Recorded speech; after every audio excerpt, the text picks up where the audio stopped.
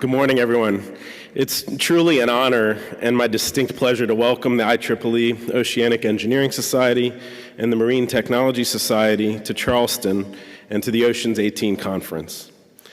Being a part of this special gathering has such profound meaning to me, both personally and professionally, and I'm grateful to the local organizing committee, the event sponsors, the exhibitors, and all of the attendees for this opportunity. Standing in this crowd, amongst you, all smart people, I'm but a neophyte in matters of engineering. Let me tell you about my late father, though, Jerry Zucker. He lived a life full of incredible innovation, and he loved the pursuit of novel solutions to intractable problems. As an example, I'm told his middle school science project was the telemetry system that NASA used to land on the moon.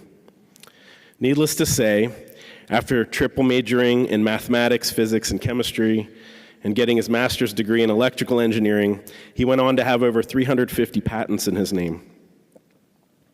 Imagine growing up in that household. He instilled in me from a young age an abiding respect for the value of the scientific method. And although my middle school science project didn't get us to the moon, it did lead to my one and only patent.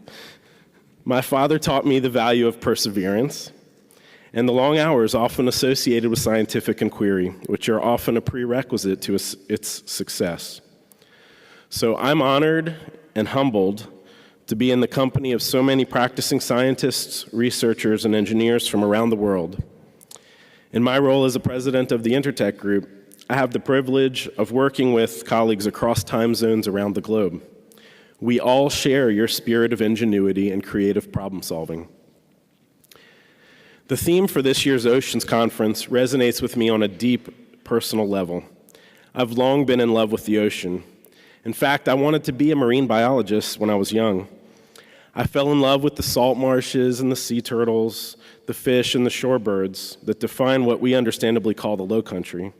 And as an avid waterman and diver, I have a special appreciation for the ocean's incredible diversity, all we know of it, and especially all we have yet to learn. As the chairman of the board of the South Carolina Aquarium, I now get to work closely with the Aquarium's team to explore my passion and to fulfill some of my childhood dreams. Our mission is to connect people with water, wildlife, and wild places, literally to protect what we love. When I was young, it would have been impossible to imagine the risks that we now face globally as a result of climate change, and yet here we are today, facing the challenge of rising sea levels, acidification of our oceans, and the wholesale displacement of biomes and species, including our own. The recent warning by the IPCC is alarming. In addition to the environmental implications, the political and economic ramifications are potentially catastrophic. The clock is ticking and we have very little time to respond. Some would view this challenge as overwhelming, but I see it as an opportunity. I know from firsthand experience that problems are made to be solved, and that the right approach and the right scientific discipline can create unimagined outcomes and unforeseen returns. The ocean and rivers are Charleston's raison d'etre, the key to our region's nearly 350-year history and success. Our unique harbor has been home to one of the earliest colonial ports and was the former home of a large U.S. Navy base that drove a significant portion of the local economy. And now, in the post-base closure era, it's our port's continued and growing capacity that has drawn significant economic impact and opportunity to our region. The South Carolina Ports Authority was, in 2015, estimated to have a $53 billion impact on our state's economy and responsibility for over 182,000 jobs. Likely the single largest strategic asset to the state. It's arguable that the port drove decisions for the likes of BMW, Mercedes-Benz, Volvo, and even Boeing to locate here in our region. And that's just to name a few of the big players. And just to put a spotlight on the waterfront as a means of facilitating transportation, not to mention all of its other important implications.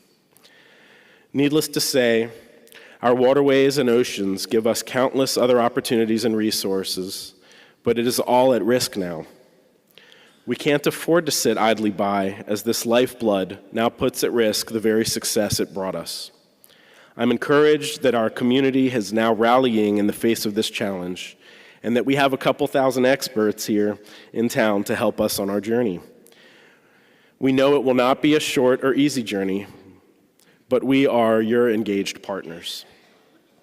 I'm truly grateful for your efforts. I wish you tremendous success at this conference and beyond, and I hope you have a wonderful visit to the Charleston area. I'm optimistic that during your time here, you'll have an opportunity to experience the true beauty of the Lowcountry, and that it will inspire you just as it has inspired me throughout my life. And I regret, as Jeff mentioned, that my opportunity to introduce my good friend, the mayor of North Charleston, is not going to come to fruition, but I know he would send his regrets, and on his behalf, I'll welcome you all to the city of North Charleston, and hope you enjoy this fine town as well. Thank you very much.